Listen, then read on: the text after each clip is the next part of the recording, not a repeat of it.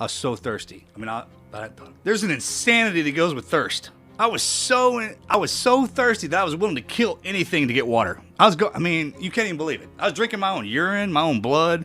Nothing would quench the thirst. God, I hadn't thought about this in a while. And I got to the top of this ridge line, and there was a waterfall. And I was trying to slide down into it. I was like, I'm just going to go down in here, and I'm going to hit that water, and it's going to be something good to drink. So I tried to slide down. I just took off. I got uncontrollably. I started sliding. I rotated upside down. And I remember looking over, and my rifle was sliding beside me. I couldn't throw that thing away. It's like every time I'd lose it, one of my boys was like, hey, you're going to need this. And I flipped into upside down, over backwards, into the river. And I remember my knees hit me in the face, and it knocked me out again. And I was I was a blobbering mess. Everything was broken. And I rolled over, and I remember kind of sitting on all fours. I picked my head up, and I looked up, and there was that water fountain there. And I remember sliding down. This is the craziest thing. God, I hadn't thought about this. And I remember seeing this little pool of water, and I was like, oh, it'd be a great place to get something to drink.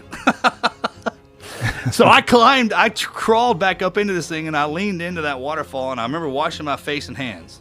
My gloves were, I had gloves on, the mechanic gloves, and all the fingers were ripped out, and the palms were ripped out. So I just it was the best water I ever had. I'll never forget it. It's cold, and I was hurting real bad.